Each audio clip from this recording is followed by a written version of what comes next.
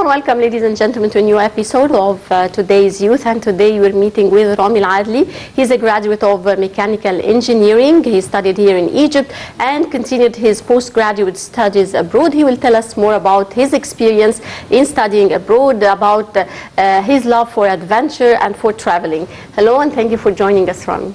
Thank you. Rami, I would like you first to tell me about your education, your choice of mechanical engineering as a specialization. Yeah, definitely. Since I was a kid, I've always loved to fix things and to kind of take it apart and then put it back together to try to figure out how it works. And I guess this kind of drove me to actually go and start learning more about how things work, and this was kind of tending towards engineering.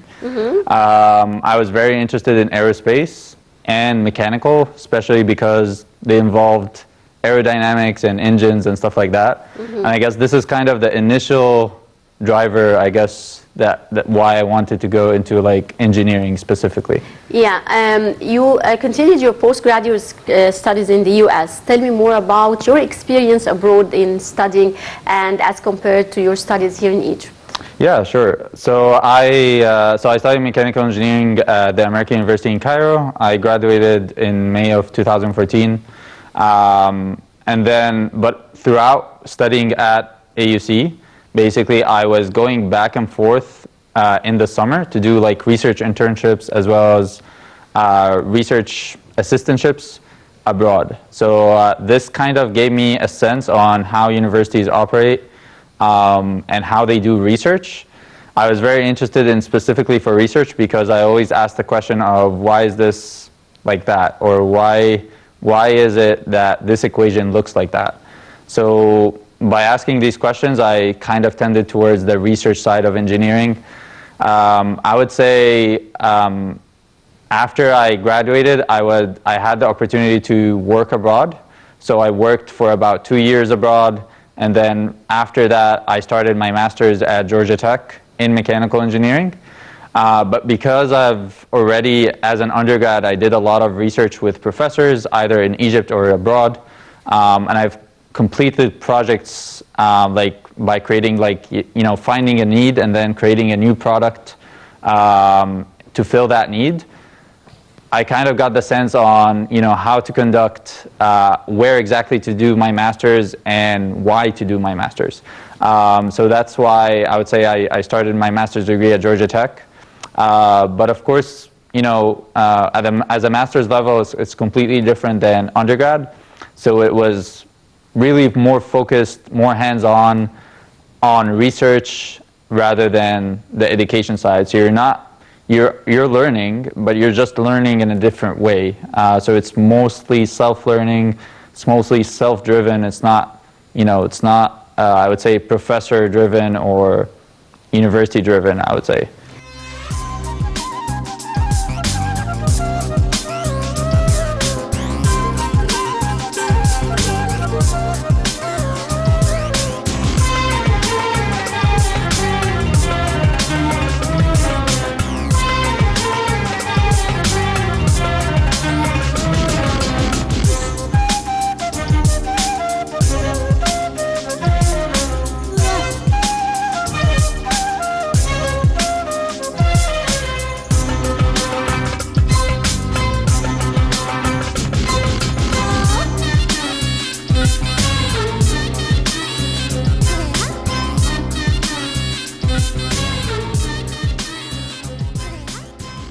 And you prefer to work in the research field. Tell me more about the research field and your actual work. Yeah, so I'm very interested in research and development. So these two words can kind of be divided into two sections. So research is the part where you try to figure out what's wrong and why is it wrong and how you can fix it. Like to figure out how, like different ways to fix it. But all of that is research. You're just trying to figure out how can we fix this problem in so many different ways. Yeah. And then the development part is then trying to figure out, okay, from research we figured out, this is the best way to do it based on all the information that we have. Then the development starts, you're taking that idea and transforming it into like a physical product. So that could be, for example, like a new car, for example, so that uses a specific fuel.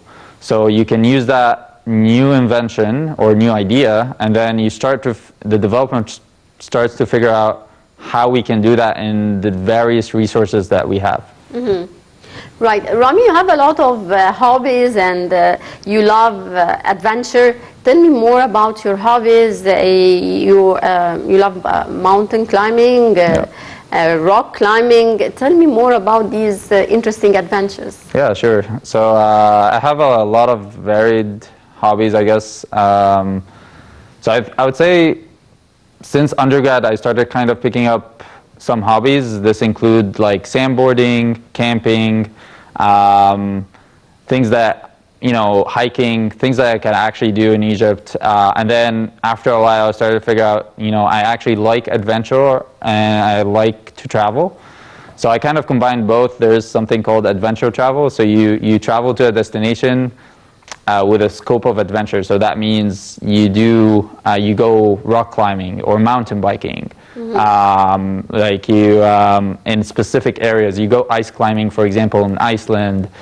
You can go kayaking in Norway. You can formulate a trip just with a specific activity or a multi-activity trip that has several adventures together.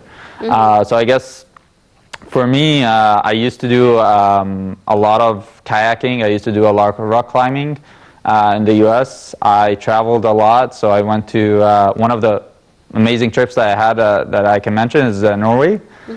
So Norway is a really beautiful country. I went to like a city called Tromsø.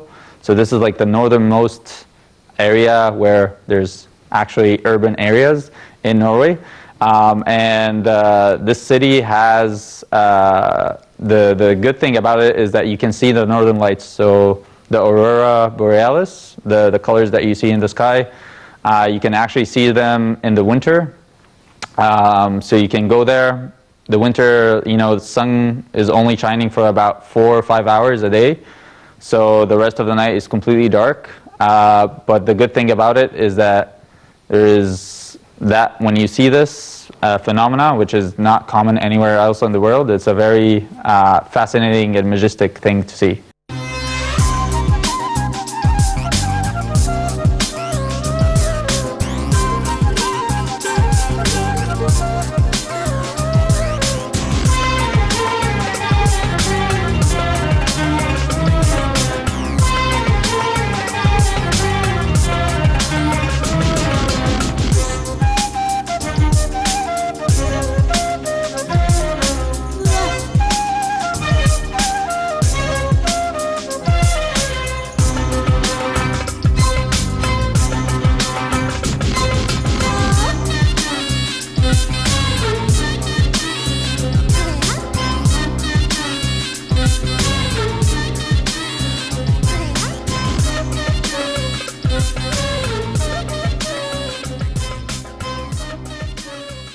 Right, Rami, you visited also several other countries, England, France, Spain. Tell me more about those countries. What were the most interesting countries to you? Yeah, so I would say, so I've visited most of Europe. Thankfully, I got that chance to do that. I would say the good thing about Europe specifically is that if you're put in one city, in Spain or England or France, you can navigate the city without knowing it because they're very close to the systems, the criteria, the way the roads work. Ignoring England for a bit, but every other country in Europe kind of works the same way. It has the same principles, almost same laws. So you kind of try to figure out, and walk around and do everything in the same way. I would say every country has this specific spark in it.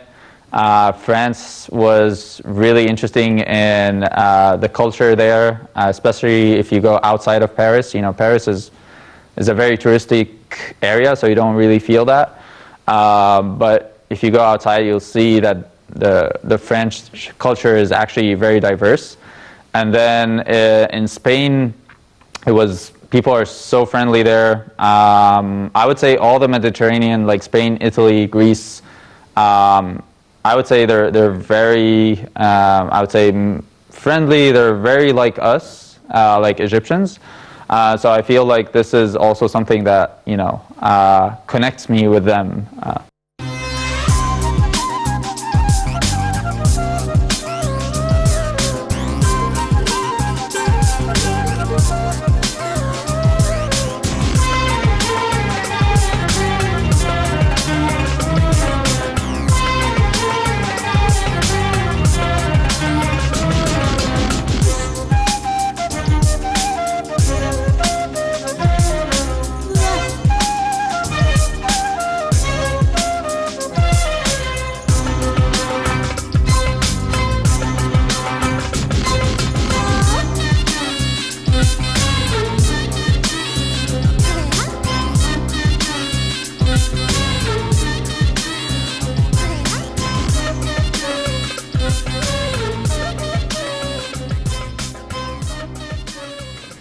Tell me, how important is traveling in creating a bond with people abroad, youth your age?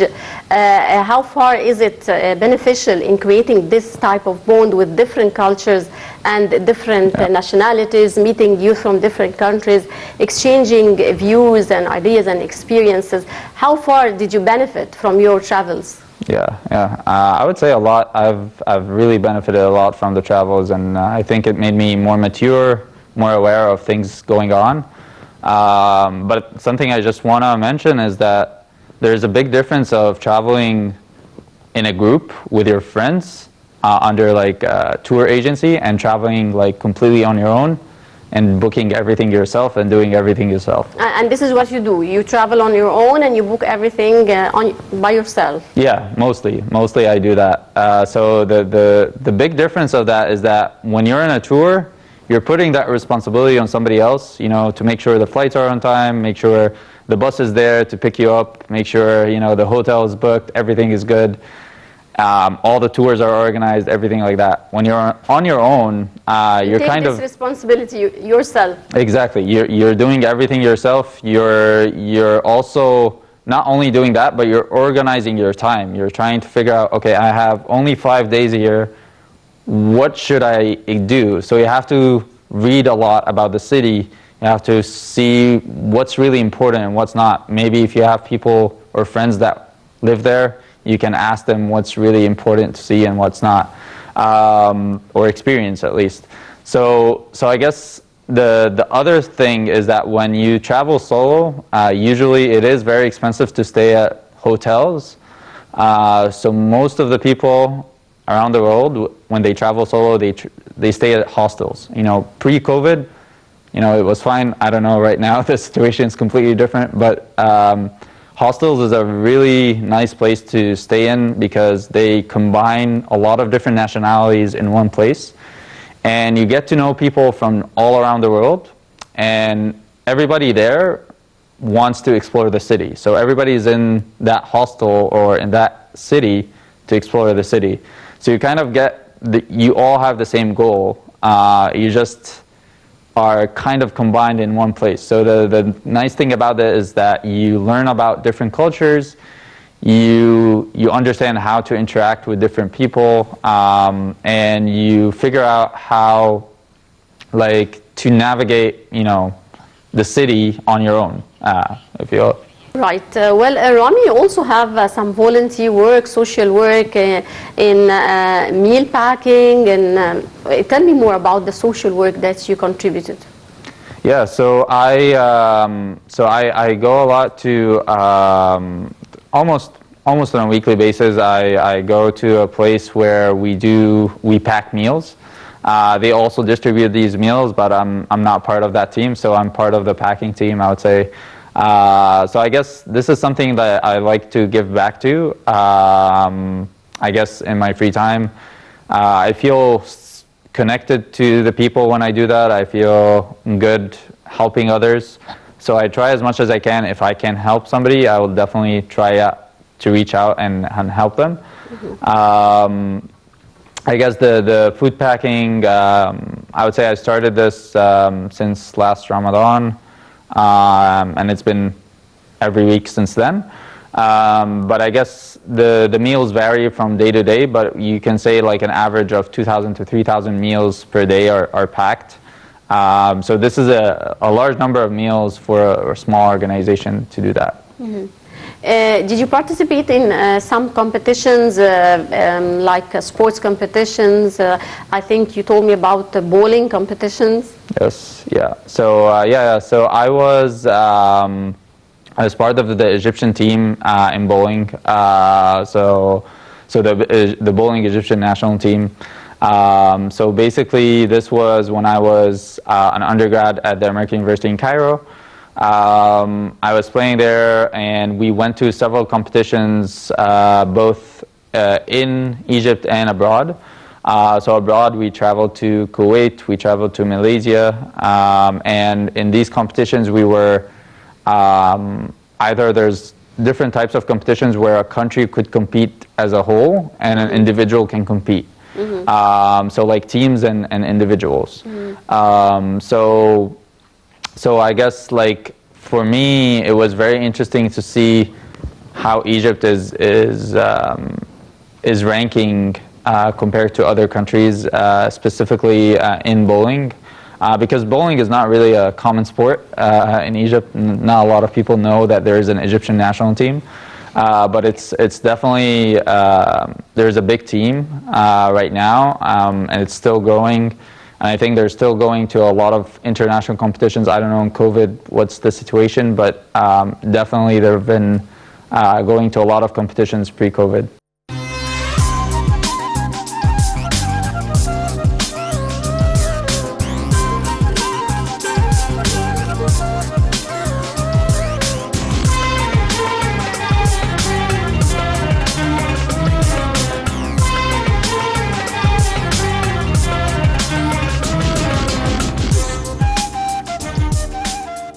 Right.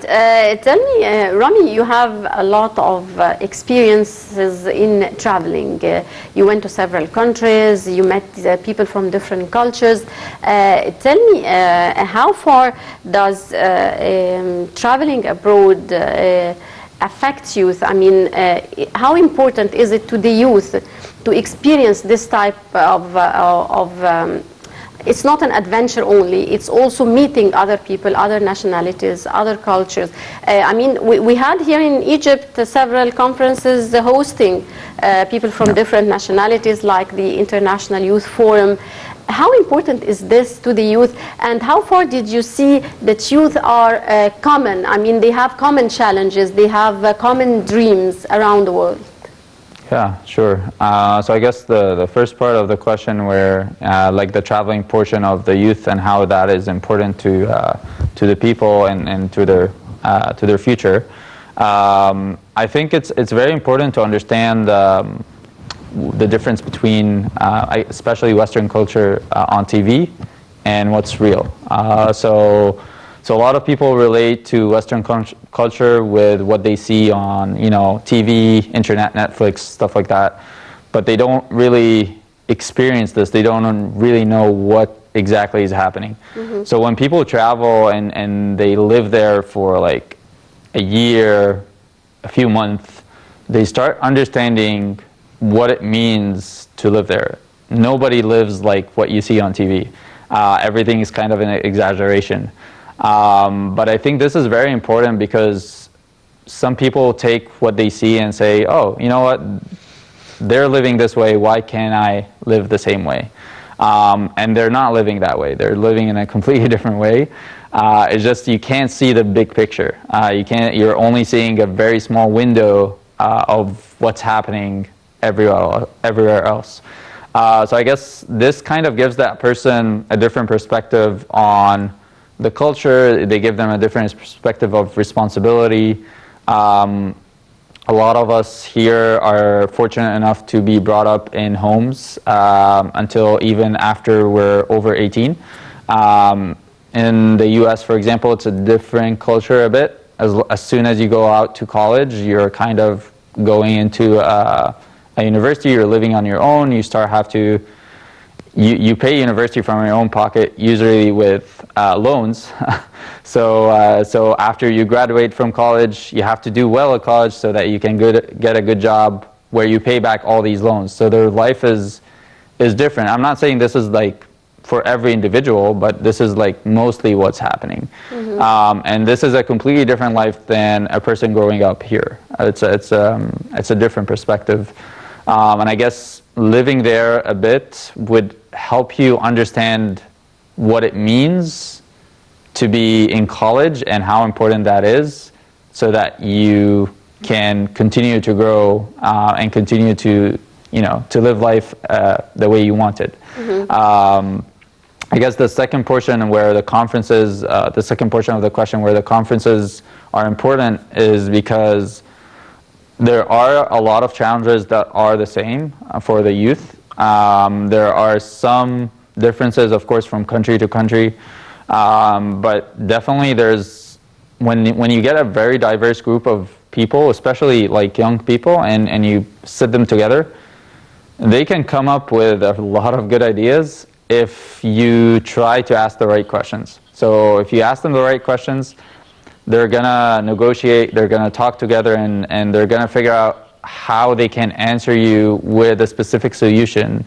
And because they're very diverse, initially it will be hard for them to communicate, but then they're gonna understand each other, and they're gonna say, okay, this person likes to be, talked to in this specific way, and this person, and so on. And they're gonna be able to collaborate and create something, a good solution for some of the common problems that we have. Right. Rami, you definitely faced a lot of obstacles throughout your years of education here in Egypt and abroad, and now throughout your, you have a career now. How do you face obstacles? How do you overcome them? What would you like to tell the youth about persistence and perseverance?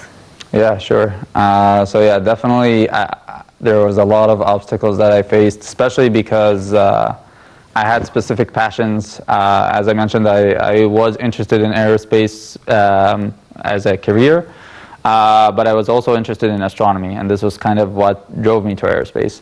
And because astronomy and engineering combined becomes aerospace, one of the things that I try to figure out, to spread awareness about astronomy and how great it is, to look up in the sky and see the moon and see like the sun and understand how everything is working.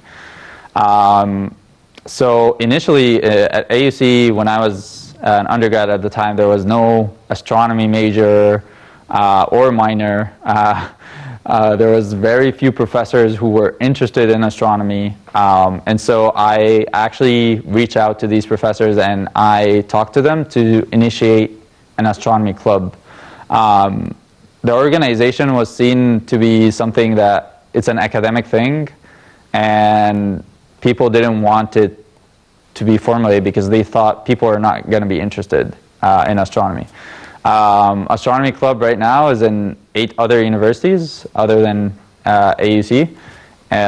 This is something that I'm really proud of, that I persisted and kept going to establish the organization and to make it succeed.